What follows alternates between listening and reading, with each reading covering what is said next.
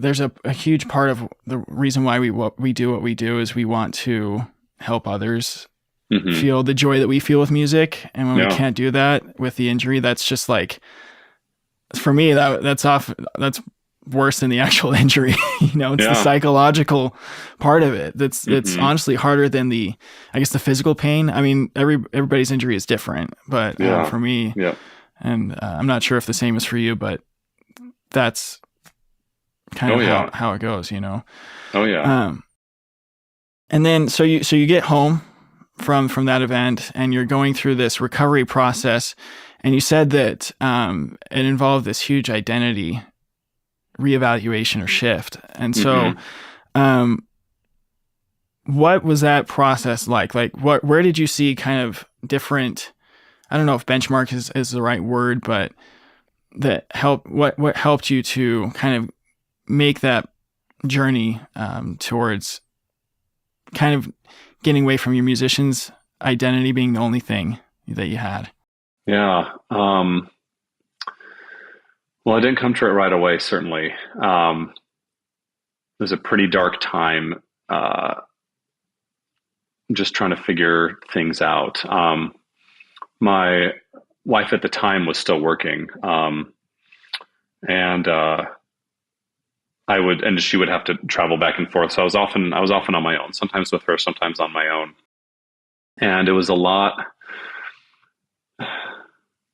It's hard to describe because I've been removed from it for a while, but I can really feel for people who say that they are depressed, and it's not something you can just shrug off and say, well, be happy. It's absolutely not.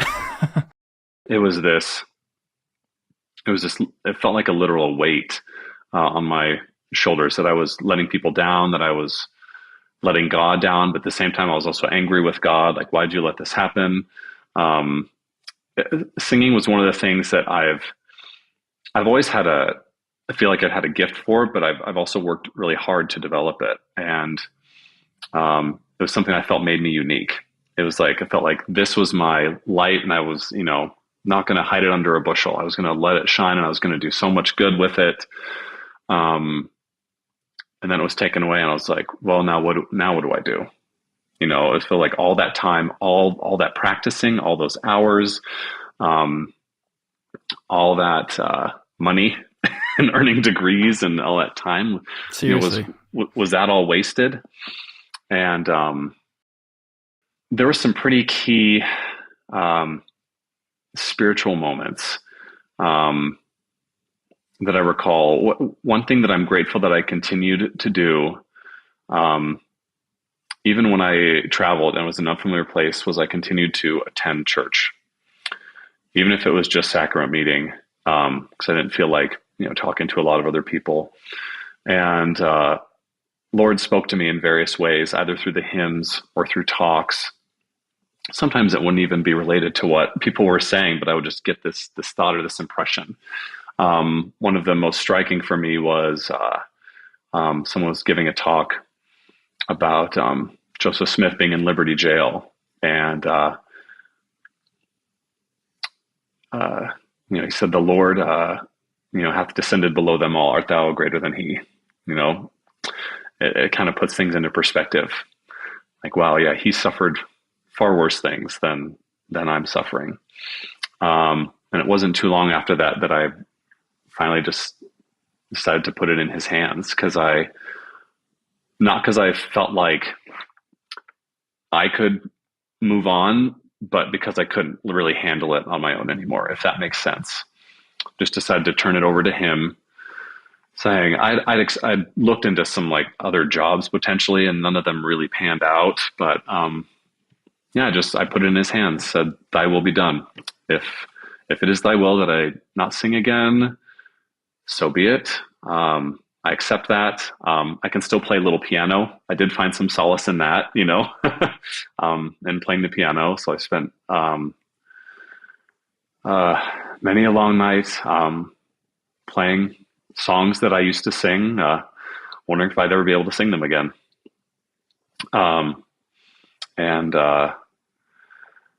Like I said, that day I turned it over to him is when I got the phone call from Aaron saying, "You should go see this speech therapist." And that was the start of me, like having hope. So yeah, I know that the Lord will help us. It may not always turn out the way we think it will. I can't promise anyone out there that they lose their voice, they'll get it back. I happen to be fortunate, but we can put it in His hands, and He can heal us. He healed me, helped me find worth.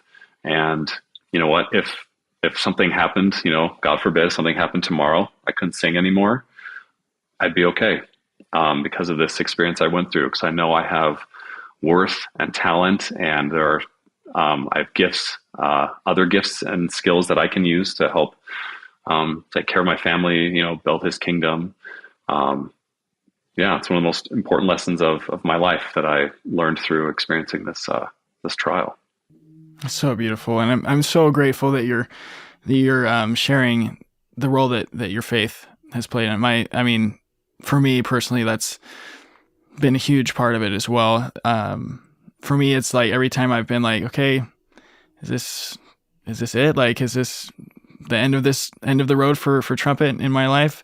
Yeah. I just have gotten the impression to just keep moving forward, mm-hmm. and just so and for everybody out there who's listening and may not be a member or of any particular faith, the principle of just having faith, I think, is really important. That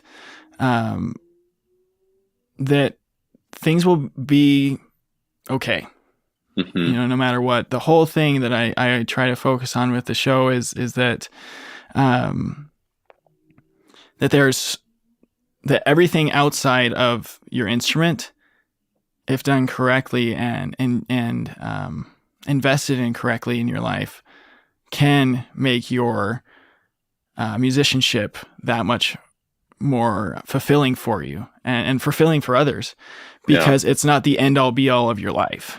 Mm-hmm. And I don't know why it always has to be an injury it doesn't always have to be an injury to learn that lesson, but that seems to be a huge causal factor for it. But yeah, I totally agree with you there. Yeah, Can go I ahead. Say something on that too. I'm speaking from a LDS perspective, but I think any musician, no matter what faith tradition you may or may not be a part of, the fact that you're a musician,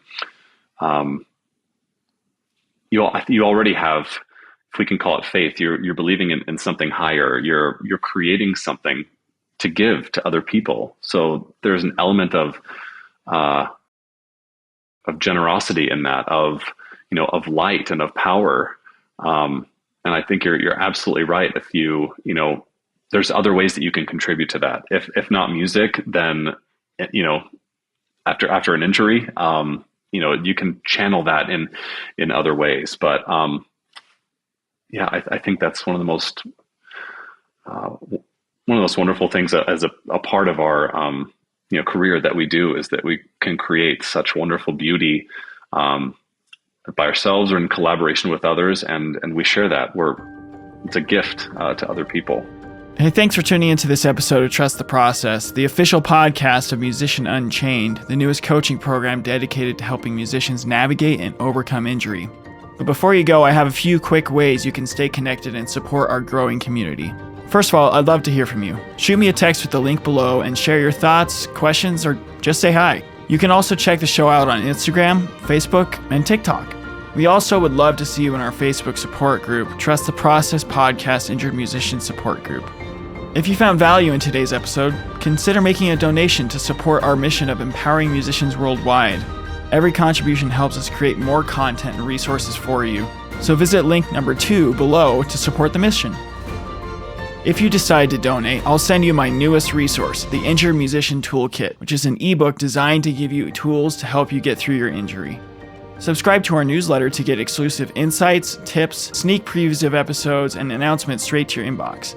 Act now and I will send you a free gift. So sign up at www.musicianunchained.com/newsletter. And if you or someone you know would like to go deeper with me in the topics of injury and mindset, head over back to musicianunchained.com and check out the Let's Hang tab. As always, I want to thank Daniel Baldwin, my audio engineer, and my sister Dana Lovell for her help with the promotional materials. There is no podcast without them. But before I go, I want to tell you how much I deeply appreciate your time and support. You are not alone on this journey. There are musicians and educators out there who need this resource, and we need to get it to them. Together, we are breaking the chain of old habits and thought patterns that don't serve us anymore, and unchaining the potential within ourselves to face each challenge with strength and resilience. So, as I always say, keep on keeping on and keep trusting the process. Until next time.